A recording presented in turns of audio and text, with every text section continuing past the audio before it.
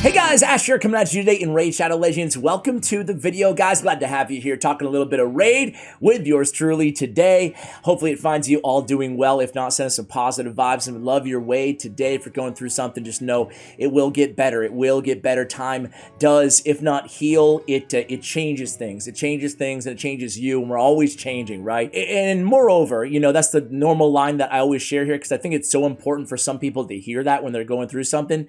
But even more than that, guys, there's no better time than now to do something, right? And I'm not a motivational speaker or anything like that, but I hope no matter what it is that you want to do, right? Whether it's, you know, getting out there more, joining the club, downloading that dating app, or taking your kid to a ball game, no matter what it is, right? Do it now, because otherwise you're always going to put it off. There's always going to be a tomorrow, a next week, a next month, a next year, until there's not, right? And as someone who's gone through some major changes throughout my life, and gone through some really incredibly tragic loss as well, I've really come to learn that the hard way, as we all do eventually, right?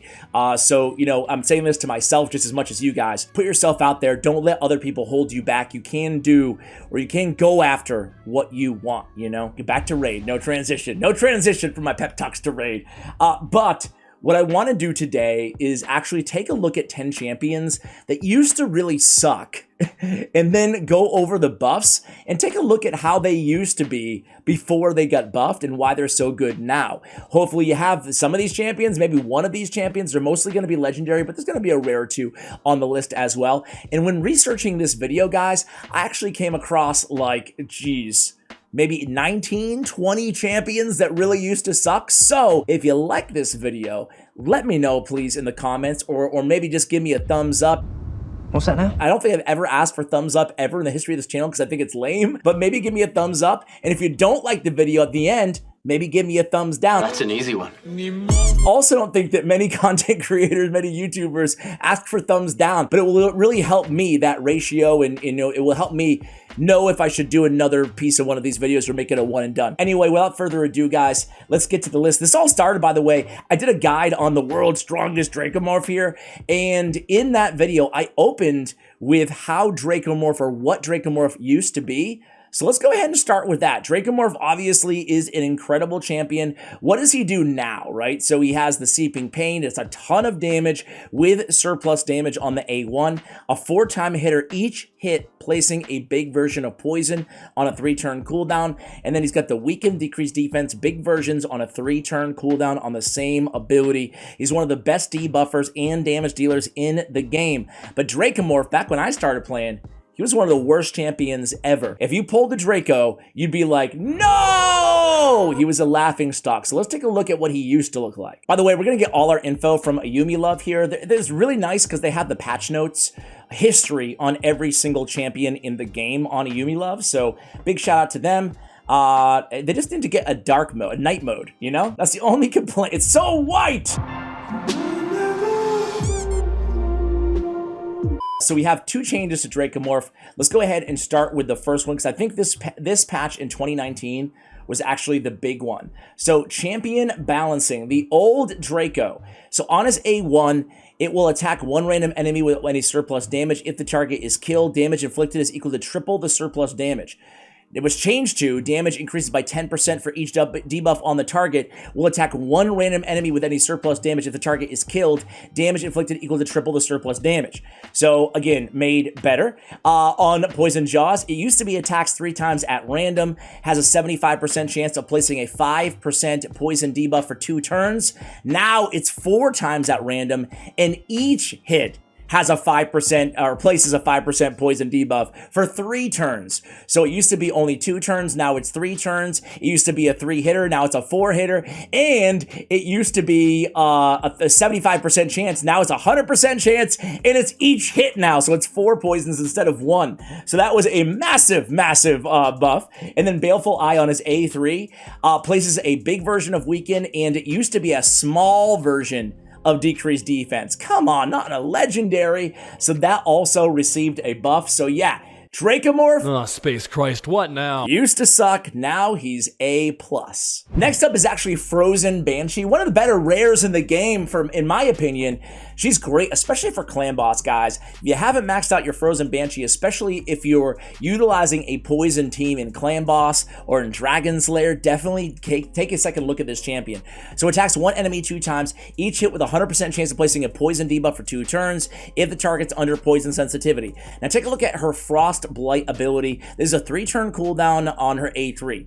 Attacks one enemy. She was the first champion ever in the game to have poison sensitivity. Places a big version poison sensitivity debuff for 2 turns, okay? What did it used to be, though? Frozen Banshee on the Frost Blight, it used to be attacks one enemy, has a 10% chance of placing a poison sensitivity for 2 turns. The chances increase by 10% for each debuff on the target. So sure, you know, if you had 9 debuffs on the clan boss, you could land a poison sensitivity, yay. But it did not work. You know, obviously there's a lot of fails there, but once they updated that skill, they call it a skill update. It's basically a buff, right?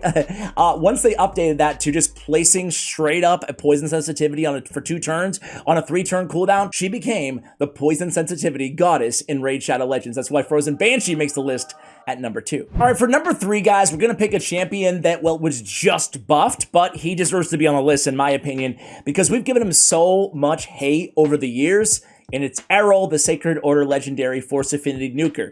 Now, he's a simple one. We don't even need to go back and look at the patch notes because it was a simple change. This Helmbreaker A2 ability, 3-turn cooldown, it used to be single target. Now it's an AoE with ignoring 15% of the target's defense, extra 30% chance of inflicting a critical hit. Again, it's an AoE times 2 hitter. So a really, really good nuke with ignore defense. He's now pretty beast mode in the arena. He has good multipliers and his base attack is really high too, so easy to scale that up quite a bit. And then he still has negation, which is a strong, hard-hitting A3 ability. So it was a much needed buff to this champion, but now he's actually viable as an AoE damage dealer, not a boring schlub of a single target hitter on his A1, A2, and A3. Really wasn't much you could do with this dude. Now, well, there is. Next up is the Candy Man. Number 4 is Canderfawn, a demon spawn, Force Affinity Nuker. Really one of the best go second nukers in the game right now. Certainly attack-based go second nukers. And part of that is because of his awesome Perfect Veil ability and how it synergizes with the From the Shadows passive. So he has one of the hardest hitting A1s, attacks one enemy, but if they're under any buff, he can get 2 hits. That's 2 of the hardest A1 hits in the game, right? On Butcher's Glee, a strong AoE attack, very strong, grants an extra turn, resets the cooldown of On the Hunt if you kill an enemy. On the Hunt is a self-buffing ability, and then again, From the Shadows, damage increased by 40% when attacking under a Veil or Perfect Veil. You receive less damage, boost his champion's turn meter every time he receives a Veil or Perfect Veil, and the active effect is places a Perfect Veil on this champion for 1 turn. Each time his turn meter is filled, it cannot be removed, a protected buff. So, we love Candy now, but Canderfawn used to be one of the worst nukers in the game. What do they do to him? Oh, I didn't need to see that! Punish Hubris is A1, we just talked about it, right? Place an extra hit if the target is under, it used to be just increase attack buffs. Now it's any buff. On his A2, everything was the same there. What was the cooldown was 5 turns. Was it always 5 turns on this? Yeah, it's always 5 turns. So that stays the same. But then From the Shadows, a passive, a massive rework. It used to be damage increases by 40% while attacking under a Veil or Perfect Veil buff. Now, passive. Well, you just read the entire thing. But that's what it used to be. Just damage increases. He didn't even put the Veil on himself, let alone protected, guys. A very, very big buff, and it really just synergizes beautifully with the rest of his kit. That's why he's one of the best nukers out there in the game. All right, next, guys, let's get an epic on this list, and one of my faves out there, and boy, did he suck before. It is Burgess. So Burgess is one of the tankiest dudes in the game, one of the toughest epics to kill in all of Raid Shadow Legends. He's got a reflect damage on a random ally on his A1. His Aegis ability gives a continuous heal an increased speed, and a reflect damage on one ally for 3 turns on a 3-turn cooldown. Also, ally protection on all allies except this champion, and an increased defense on himself, big version. So on a 3-turn cooldown. And then Second Wind on a 1-turn cooldown when booked. Passive effect plays a shield buff on this champion equal to 10% of their max HP for 2 turns whenever this champion loses 10% or more of his max HP from a single hit. That's shields all over the place. Active effect plays a continuous heal buff on this champion for 2 turns every time his HP drops below 50%. So he's got the shields and the heals. He's also got defense in dungeons by 33%. Again, one of the tankiest and solo capable against multiple bosses in the game, epic champions out there. But boy, oh boy, did he used to suck! Hey! Shut up! Places a continuous heal, an increased speed, and a, by the way, weak version of increased speed. Now it's strong version, right? Continuous heal, increased speed, and reflect damage on target ally for 3 turns. Also places an ally protect on that target ally for 3 turns. He'll take 50% of the damage inflicted on the target ally. Well, that's what ally protect does. Now it's changed to what we saw today. So now it's everybody gets the ally protection, not just the target, and you get the big version of increased speed as well, which is not reflected here in the text, but it is, as we just saw in the game. Second Wind passive. Places 15% continuous heal on this champion for 2 times every time their HP drops below 50%. And it was changed to plays a shield buff on this champion. Well, you guys can see the rest. So the Second Wind not only gives them a continuous heal now, but he's also getting that shield every time it drops below 10%, which is really incredible. It took this champion from being very, very mediocre at best to an incredible carry. Again, changing that to everybody gets the ally protect and then giving him the shield on top of the continuous heal just made him just an excellent, excellent support champion. All right, guys, so has anybody been playing the game long enough to remember when Mashald was the worst legendary out there in the game?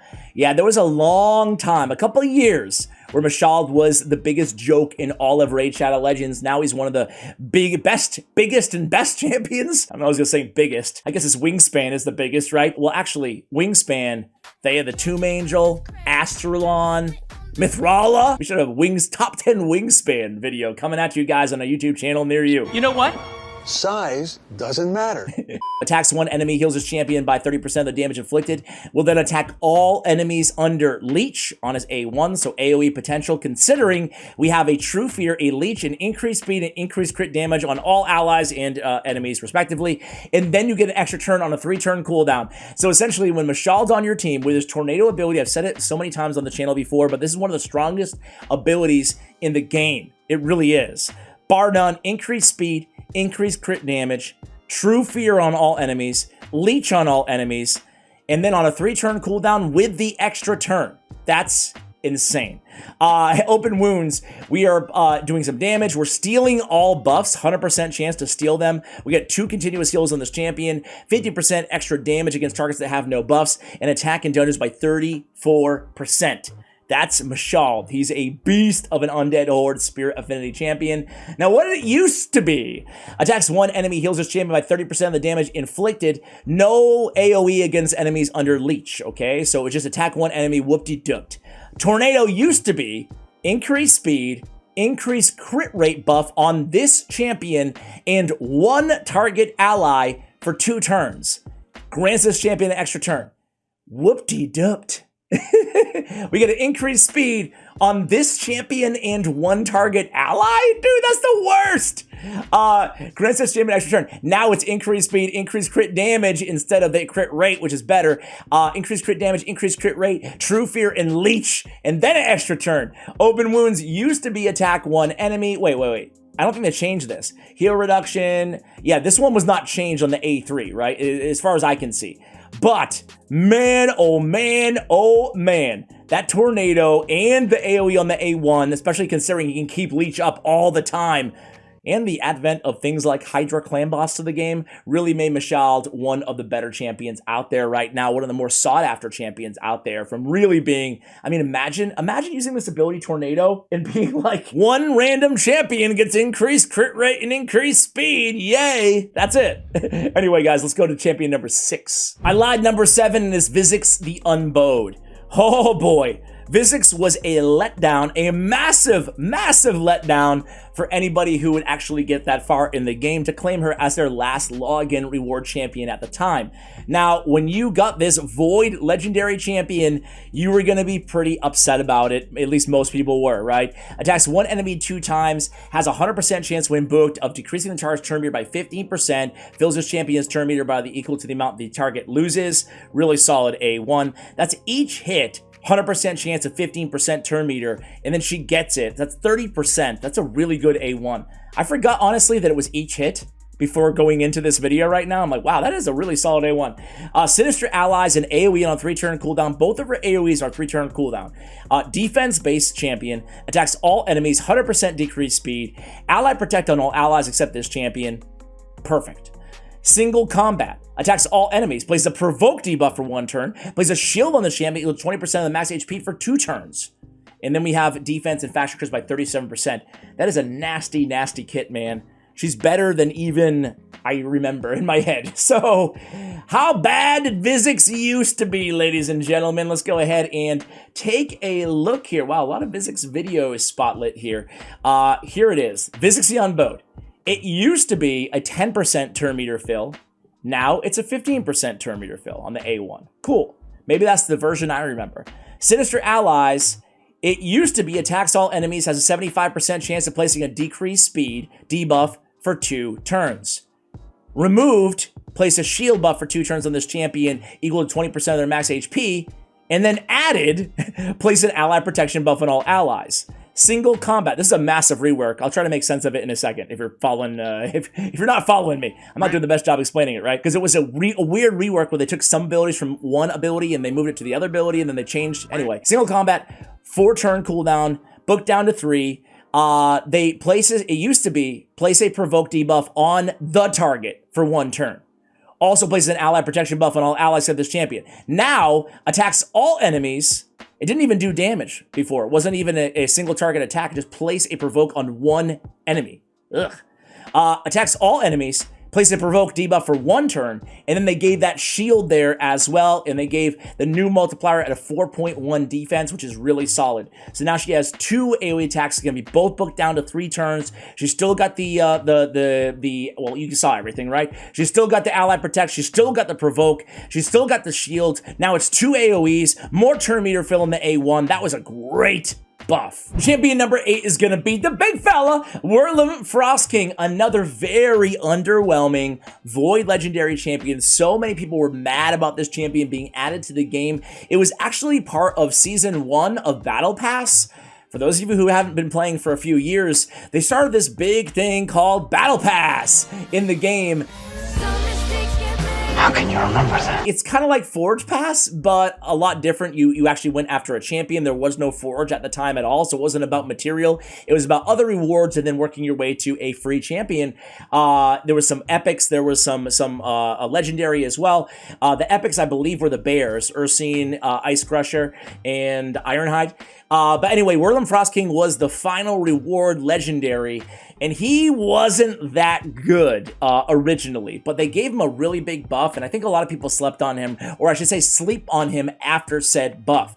So we have a freeze, 50% chance of landing Perfect Veil on the ally with lowest HP for 2 turns if the freeze is placed. Place a Veil on the ally with lowest HP for 1 turn if the freeze is blocked or resisted. So really, really solid A1. Not only do you have the 50% freeze, but you also have the chance of the Perfect Veil or the Veil. On the A2, Frostbite Blast. Good name for an ability for this champion. 3-turn cooldown and AoE attack, damage based on defense.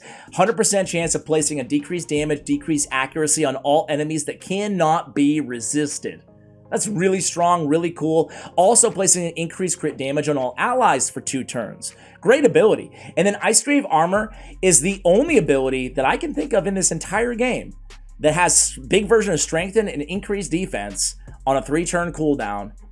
both abilities, right? The biggest damage mitigation that you can get aside from having an ally protect on there as well, right? So that's a really strong 3-turn cooldown. Then we have defense and Doom Tower battles by 40%, one of the best defensive auras for all of Doom Tower. So what do you used to look like here?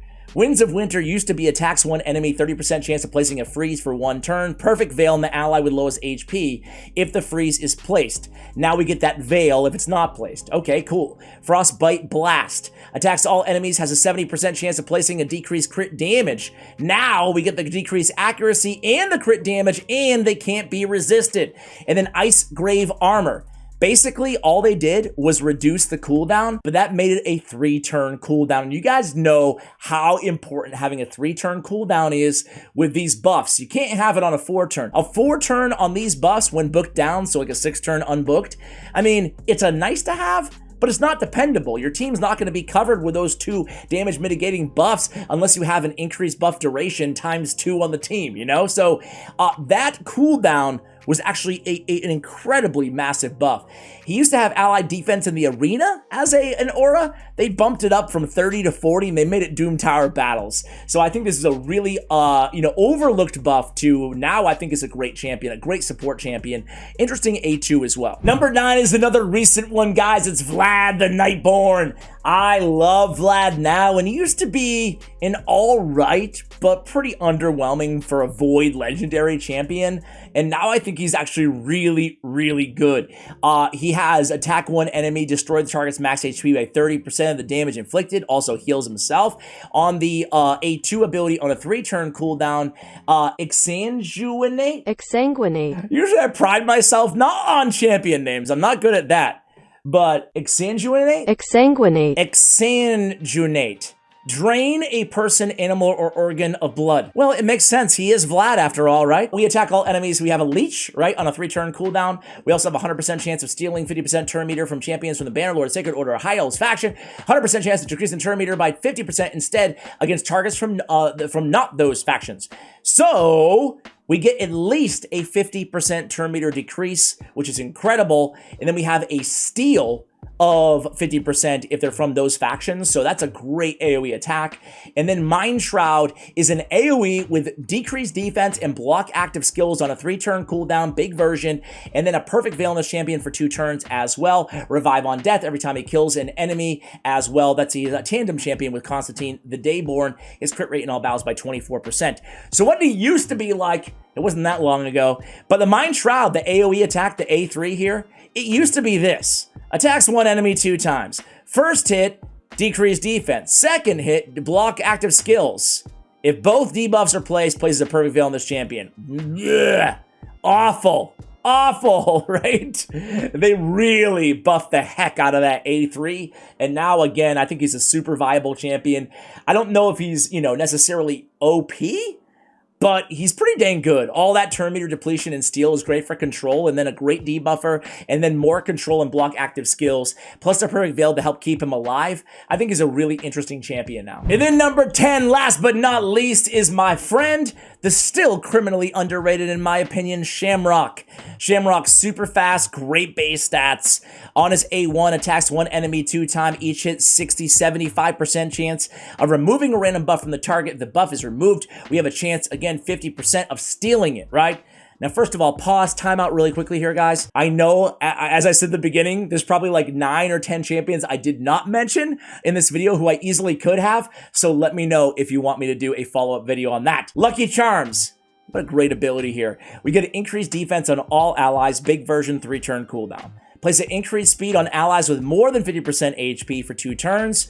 Also has a 50% chance of placing an increased crit rate on those allies. That can be booked up to 70% chance. This is a nice to have, but not a game changer on the increased crit rate. But we place a revive on death on all allies with less than 50% HP. Also have a 70% chance of placing a continuous heal on those allies for 2 turns. So this is a beautiful ability. I've said it before because everybody gets increased defense, and then usually, as long as your team is healthy, they also get increased speed, and they have a chance of getting increased crit rate on this ability.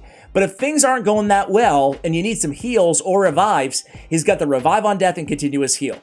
And then he has more control on his A3. Uncatchable places the big version of decreased speed on all enemies for 2 turns. Decreased turn meter of all enemies by 15%. Fills the turn meter of all allies by 15% if any team's turn meter is below 50%, which is usually the case. And that is on a 4-turn cooldown when booked. Accuracy in all battles by 70 of a very good and underrated accuracy aura. And did I mention his speed? 111. Very, very fast. One of the faster champions in the game. So his A1 used to be attacks 1 enemies 2 times, has a 60% chance of removing a random debuff from the target. Now he can steal them as well. And now it's up to, well, I think it could always be booked up to a 70% chance. Lucky Charms is A2. It used to be places an increased defense on all allies for 2 turns, has a 50% chance of placing an increased crit rate buff on all allies for 2 turns. Also has a 25% chance of placing a continuous heal on all allies for 2 turns if the increased crit rate buff is placed. Has a 5% chance of placing a block debuffs on all allies for 2 turns if the continuous heal buff is placed. What a sloppy, disgusting ability, no? I mean, come on, dude. That was awful. It basically started with 100% increased defense, and then it goes 50% increase crit rate. We don't have any increased speed at all there. Yikes. Yikes. That's bad. All right, so it got changed to what we already know here. And then, uncatchable. Places a decreased speed debuff on all enemies for 2 turns, decrease the turn meter of all enemies by 15%, 10% chance of decreasing the turn meter of all enemies by a further 15%. Now it's changed to a decreased speed on all enemies for 2 turns, and then we get the turn meter by 15%, and then we get that turn meter fill of all allies by 15% instead if the enemy's turn meter is below 50%. So yeah, man, that A2, if you guys weren't playing back when it was the other way, it doesn't sound that bad. I'm not going to lie to you guys when I read it on paper. But boy, without the increased speed on everybody dependably, you know, a 50% chance, and then like a 30% chance, a 10% chance, there was no revive on death, a 10% chance of a continuous heal? Gross. It just was not dependable. So guys, there you have it. Those are 10 champions of Raid Shadow Legends who used to kind of suck, and now they're kind of pretty powerful. Let me know who I missed. Let me know if you liked the video. Thank you for watching till the end, and as always, take care, guys.